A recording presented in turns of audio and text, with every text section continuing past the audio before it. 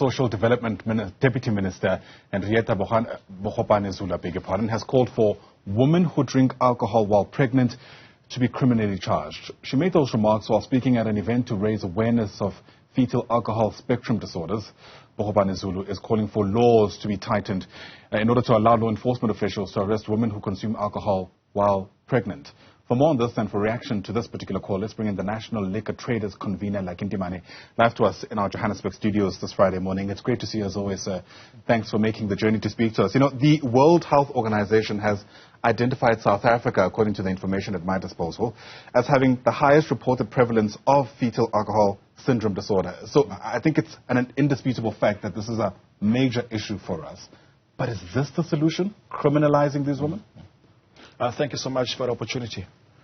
I think it is important that the Deputy Minister made those remarks because it provokes us into having this type of conversations that we should actually be having, and we've avoided having them for quite some time. The issue of the fetal alcohol spectrum disorder is a big one in the country. According to the study that was done by the Foundation for Alcohol-Related Studies, out of 5 provinces that we conducted research on, it was found that on average, almost 1.5% there was a prevalence of this disorder. But if you look at the Western Cape specifically, out of the 1,000 births, 250 incidents were recorded. But if you look at the Northern Cape, it came at 28.2%, which was 282 out of 1,000 births. So this is a big problem, and we are seeing it more in the Cape areas. But also we need to understand that, you know, this is fed into the irresponsible usage of alcohol, you know, that the mothers pre-antenatal are embarking on, you know, those consumption of alcohol, then that gives rise to this disorder being born out.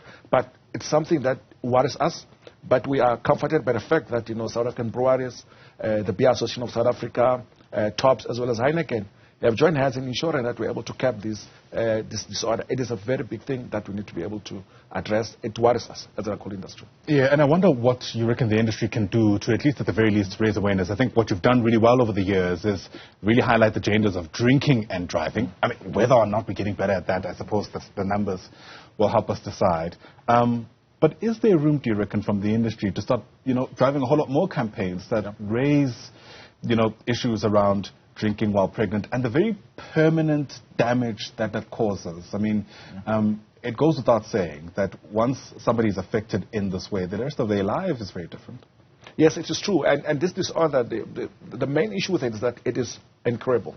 So once you have it for life. But it is very preventable.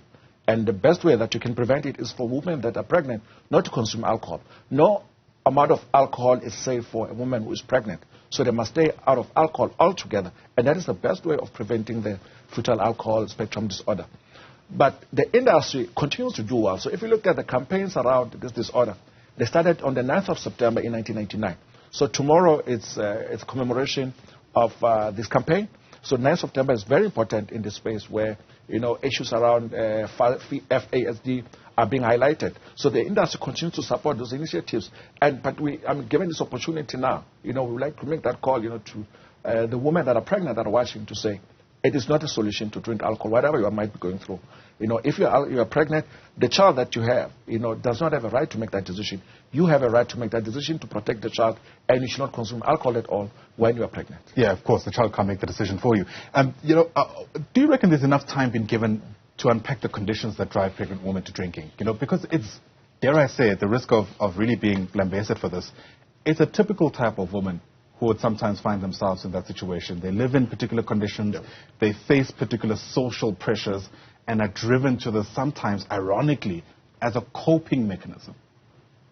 Look, this is actually a very difficult topic and very sensitive altogether.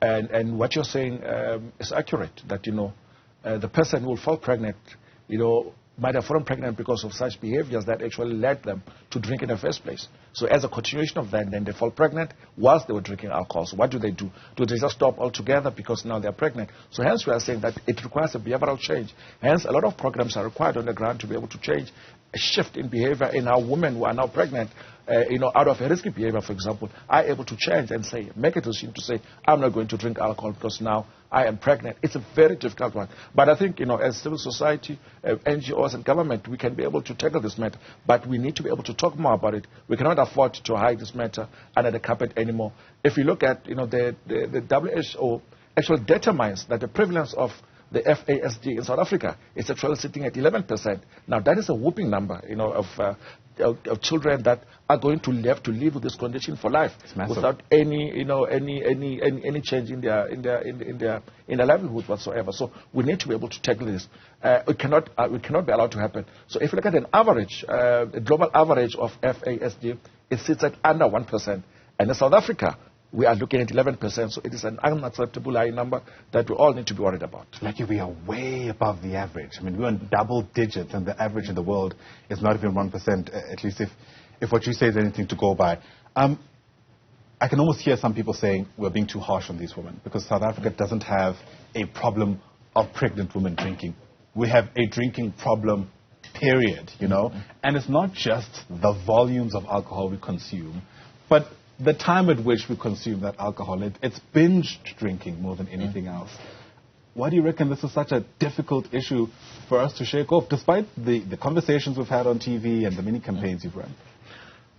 Look, maybe just to correct you, we actually have a problem with women that are pregnant that are drinking alcohol.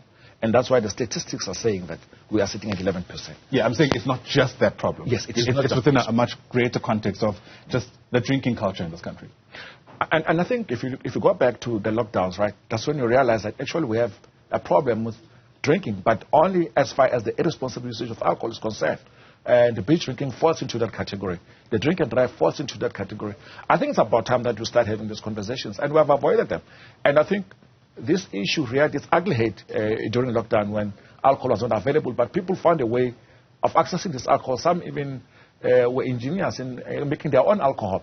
So it means there's a problem where people feel that, in order to hide their issues, in order to run away from their realities of life, they have to seek solace in alcohol. So we need to address societal issues that give rise to this behavior where our people feel that, in order for them to be comfortable, they have to be comforted by alcohol. We need to move them away from that dependency. And it requires all of us to work together to ensure that we do this for the country and for communities at large. And maybe the industry is best placed to kickstart those conversations.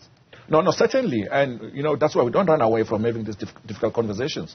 We are found on the front seat in engaging, with civil society, with government, to ensure that, we're able to tackle this matter. We cannot afford to run away from this. As an industry, we take full responsibility of what might go wrong.